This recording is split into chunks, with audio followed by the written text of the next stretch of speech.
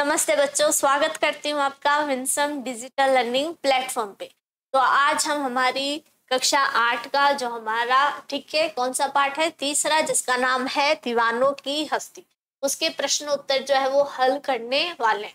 तो दीवानों की हस्ती में हमने क्या पढ़ा था कि कवि ने हमें क्या बताया है कि जो दीवाने होते हैं, दीवाने किसको बोला था, कैसे लोगों को संबोधित किया था, ऐसे लोग जो दुनिया से क्या है बंधन बनाकर नहीं रखते, वो दुनिया से ज्यादा लेना देना नहीं रखते, लेकिन वो मस्त मौला होते हैं और एक स्थान से दूसरे स्थान पर पलायन करते रहते हैं, जाते रहते हैं, और जहां जाते हैं वहां पर क्या करते हैं, खुशियां बांटते हैं और एक स्थान पर ज्यादा देर रुकते नहीं है। तो ऐसे व्यक्तियों को क्या क्या बोला था, दीवाना कहा था। तो हमने कविता जो है वो अच्छे से पढ़ ली है, उसका भावार्थ भी हमने समझ लिया है। तो अब हम इसके प्रश्न उत्तर हल करेंगे। देखिए, पहला प्रश्न देखिए, कवि ने अपने आने को उल्लास और जाने को आंसू बनकर बह जाना क्यों कहा है। तो हमने देखा था कि कवि जो है वो कैसा है, दीवाना है, ठीक है, मस्त मौला मस्त मौजी रहता है, मस्ती में रहता है। तो उन्होंने क्या बोला कि वो जहां भी जाते हैं, वो जहां भी जाते हैं वहां पे क्या होता है, उल्लास। वहां पे वो क्या करते हैं, ऐसा माहौल, ऐसा वातावरण बना देते हैं कि वहां पे खुशियां ही खुशियां होती है, हंसी मजाक जो है वो होता रहता है। तो ऐसे वातावरण में जो जिन लोगों से वो मिलते हैं, जिनसे खुशियों की बातें करते हैं, तो वो लोग क्या है, खुश हो जाते हैं। ठीक है, तो वो लोग जो है वो खुश होके क्या चाहते हैं कि कवि जो है वो वही रहे, उनके पास रहे और उनमें उनको ऐसे ही खुशियां बांटते रहे। लेकिन कवि जो है वो कैसा है, दीवाना है, ठीक है, मस्त मौला व्यक्ति है, मस्त मौजी है। तो वो एक स्थान पर रहते नहीं है, तो वो वहां से रुकते नहीं है और वहां से चले जाते हैं। और जैसे वहां से जाते हैं तो आंसू बनकर बह जाना। तो जो वहां के जो लोग हैं वो क्या है, दुखी हो जाते हैं और वो सोचते हैं अरे ये व्यक्ति तो अभी तो आया था और अभी जा रहा है। तो कवि के जाने से उनके आंखों में क्या आ जाता है, आंसू आ जाते हैं, वो दुखी हो जाते हैं। देखिए, कवि ने अपने आने को उल्लास इसलिए कहा है क्योंकि जहां भी वह जाता है मस्ती का आलम लेकर जाता है। जहां भी जाता है वहां क्या है, मस्ती का आलम जो है वो अपने साथ लेके जाता है, खुशियां बांटते हुए जाते हैं। वहां लोगों के मन प्रसन्न हो जाते हैं। वो जहां जाते हैं रुकते हैं, वहां लोगों के मन क्या हो जाते हैं, प्रसन्न हो जाते हैं। पर जब वह उस स्थान को छोड़कर आगे जाता है तब उसे तथा वहां के लोगों को दुख होता है। लेकिन जब वो उस स्थान को छोड़कर दूसरे स्थान पर जाते हैं तो लोगों को क्या है, दुख होता है। विदाई के क्षणों में उसकी आंखों से आंसू बह निकलते हैं। तो विदाई के क्षणों में क्या होता है, कवि और वहां के लोगों के आंखों में से क्या है, आंसू निकल जाते हैं। तो इसलिए क्या कहा है कि आंसू बनकर बह जाना। चलिए अगला प्रश्न देखते हैं। भिखमंगों की दुनिया में बेरोक प्यार लुटाने वाला कवि ऐसा क्यों कहता है कि वह अपने हृदय पर असफलता का एक निशान हार की तरह लेकर जा रहा है। क्या वह निराश है या प्रसन्न है। अब देखिए, कवि ने इस दुनिया को क्या कहा है, भिखमंगों की दुनिया कहा है। क्यों कहा है, क्योंकि हमने कविता में पढ़ा है कि ये दुनिया जो है वो क्या है, स्वार्थी है, ठीक है, लेना और देना जानती है। लेकिन सबसे अत्यधिक वो क्या सोचती है, अपना स्वार्थ सोचती है, अपने बारे में सोचती है कि हम कितना किसी व्यक्ति से या इस संसार से ले सकते हैं, और देना जो है वो नहीं जानती। तो इसलिए इस दुनिया को कवि ने क्या कहा था, भिखमंगों की दुनिया कहा था। और फिर खुद को क्या कहा था, बेरोक प्यार लुटाने वाला। लेकिन जो कवि है वो क्या है, मस्त व्यक्ति है, ठीक है, कहाँ जहां भी जाते हैं वो खुशियां बांटते हैं। तो वो लोगों में क्या है, खुशियां बांटते रहते हैं और इन लोगों से क्या है, कुछ भी लेते नहीं है। तो वो क्या है, बेरोक प्यार लुटाने वाले हैं। तो हमें बताना है कि कवि को ऐसा क्यों लगता है कि उनके हृदय पर क्या है, असफलता की एक निशानी जो है, उसका भार जो है वो जो है ढो रहे हैं। ठीक है, तो इस पंक्ति से हमें ये बताना है कि कवि जो है वो निराश है या प्रसन्न है।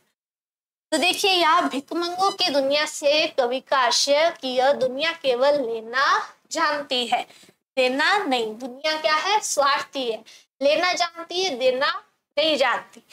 कवि ने भी इस दुनिया को प्यार दिया पर इसके बदले में उसे वह प्यार नहीं मिला। कवि ने क्या है, इस दुनिया में आने के बाद सभी को क्या है, अपना प्यार लुटाया, लेकिन इसके बदले में उसे प्यार नहीं मिला जिसकी वह आशा करता है, कि कवि ने आशा की थी।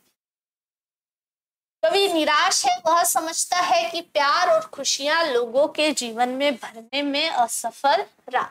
ठीक है, तो इस पंक्ति में जो है वो कवि क्या है, निराश है। क्यों? क्योंकि उसे लगता है कि वह लोगों के मन में, हृदय में क्या है, प्यार और खुशियां भरने में, उनके ऊपर खुशियां लुटाने में वो क्या है, असफल रहे। दुनिया अभी भी सांसारिक विषयों में उलझी हुई, दुनिया जो है वो क्या है, अभी भी जो सांसारिक विषय जो है, क्या होता है, धन संपत्ति, वैभव, ऐश्वर्य, इन सभी विषयों में क्या है, उलझी हुई है। एक स्वार्थ जो होता है भाव, वो लेके बैठी हुई है। सभी जो है वो स्वार्थी बने हुए हैं। जब कवि खुश होता है, ठीक है, जब वो खुशियां बांटता है, तो वो क्या सोचता है कि ये सब दुनिया वालों ने ही मुझे दिया है। लेकिन जब उसे वो प्यार नहीं मिलता जिसकी वो आशा करता है, तो वो ये असफलता दूसरे, मतलब संसार में दूसरे लोगों के ऊपर नहीं डालता, ये वो अपने ऊपर क्या लेता है, अपने ऊपर, अपने हृदय में ये भार लेकर चलता है कि कहीं ना कहीं प्यार बांटने में, खुशियां बांटने में मैं ही असफल रहा होगा। तो हमने कविता में पढ़ा था कि जिस प्रकार से खुशियों के जिम्मेदार कौन होते हैं, हम होते हैं। अगर हम कड़ी मेहनत करते हैं, सफल होते हैं, तो सफलता के पीछे किसका हाथ होता है, हमारा खुद का हाथ होता है। तो वैसे ही अगर हम कभी निराश हो गए, कभी असफल हो गए, तो उसकी जिम्मेदारी भी हमें लेनी चाहिए, ना कि दूसरों पर थोपनी चाहिए। अगला प्रश्न देखते हैं, कविता में ऐसी कौन सी बात है जो आपको सबसे अच्छी लगी? अब देखिए, कविता में बहुत सारी ऐसी बातें हैं जो अच्छी लगी है। ठीक है, तो हमें जो अच्छी लगी है वो हमने यहाँ पे लिखी है, और आपको जो अच्छी लगी है वो आप बदल कर वो भी लिख सकते हैं और हमें भी बता सकते हैं। देखिए, कविता में कवि का जीवन के प्रति जो दृष्टिकोण है वो अच्छा लगा। कि जीवन के प्रति कवि का क्या दृष्टिकोण है, ठीक है, कि अपना पराया, सुख दुख जो है वो कुछ भी नहीं है। कवि कहते हैं कि हम सबके सुख दुख एक है, तथा हमें एक साथ इन सुखों और दुखों को भोगना पड़ता है। हमें दोनों परिस्थितियों का सामना समान भाव से करना चाहिए। ऐसी दृष्टिकोण रखने वाला व्यक्ति ही सुखी रह सकता है। कवि ने क्या बताया कि चाहे सुख में हम क्या करते हैं, सुखी हो जाते हैं, हंसने लगते हैं, है ना, लेकिन दुख जब आता है तब हम निराश हो जाते हैं, हताश हो जाते हैं, और हम कोई भी कार्य करना नहीं चाहते। तो कवि का दृष्टिकोण क्या है कि चाहे सुख हो या दुख हो, इन दोनों परिस्थितियों में हमें एक ही भाव रखना चाहिए, और एक भाव रखकर क्या है, आगे बढ़ते रहना चाहिए। और अपना पराया कुछ भी नहीं होता, बंधन से बंधकर रहना नहीं चाहिए। जो बंधन से बंधकर चलता है वो क्या है, हमेशा दुखी रहता है, वो सुखी नहीं हो पाता। तो ऐसा जो दृष्टिकोण रखने वाला व्यक्ति जो है वो क्या है, हमेशा सुखी रह सकता है। हमेशा कौन सुखी रहेगा, ठीक है, जो सुख और दुख दोनों भावों में, दोनों परिस्थितियों में क्या है, एक जैसे भाव से चलेगा। अब देखिए, कविता से आगे के प्रश्न उत्तर, तो कविता से संबंधित प्रश्न उत्तर थे वो हमने हल कर लिए। जीवन में मस्ती होनी चाहिए, लेकिन कब मस्ती हानिकारक हो सकती है, सहपाठियों के बीच चर्चा की। अब आपको चर्चा करनी है कि जीवन में मस्ती होनी चाहिए, मौज मस्ती जो है, ठीक है, ये सब होना चाहिए, लेकिन कभी कभी ऐसा होता है कि हमारी मस्ती जो है वो हानिकारक भी हो सकती है। तो वो किन परिस्थितियों में हानिकारक हो सकती है? तो देखिए, जीवन में मस्ती होनी चाहिए, इसी से जीवन में क्या रहता है, सुख और आनंद की अनुभूति होती है। लेकिन मस्ती हर समय उचित नहीं होती। हमें यह ध्यान रखना चाहिए कि हमारी मस्ती से किसी को दुख तो नहीं पहुंच रहा। अब देखिए, मस्ती जो है वो जीवन में होनी चाहिए, इसी से हमें क्या होता है, सुख की अनुभूति, आनंद की अनुभूति होती है। लेकिन हमें ये भी ध्यान रखना चाहिए कि हमारी मस्ती की वजह से किसी को दुख तो नहीं पहुंच रहा, या किसी और को हानि तो नहीं हो रही। अपने आनंद के लिए हम पेड़ पौधों और पशुओं को हानि पहुंचा देते हैं, जो गलत है। कभी कभी हम क्या करते हैं, अपनी मस्ती में अपनी धुन में क्या करते हैं, ठीक है, हम कहीं बाग बगीचे में टहल रहे होते हैं, हम क्या करते हैं, पेड़ पौधों को तोड़ देते हैं या उन्हें कुचल देते हैं। तो ये क्या है, गलत है, इससे पर्यावरण को हानि होती है। या फिर किसी जानवर को, किसी पशु को हम क्या करते हैं, पत्थर मार देते हैं या उसे परेशान कर देते हैं। तो इससे भी क्या है, हमारी मस्ती की वजह से उन्हें पीड़ा पहुंच रही है, तो ये भी गलत है। और जैसे परीक्षा का समय जब आता है तो उस समय हम मस्ती कर सकते हैं, नहीं कर सकते। अगर हम उस समय मस्ती करेंगे तो हमारा क्या होगा, परीक्षा जो है वो हमारा, उसका जो परिणाम है वो अच्छा नहीं आएगा।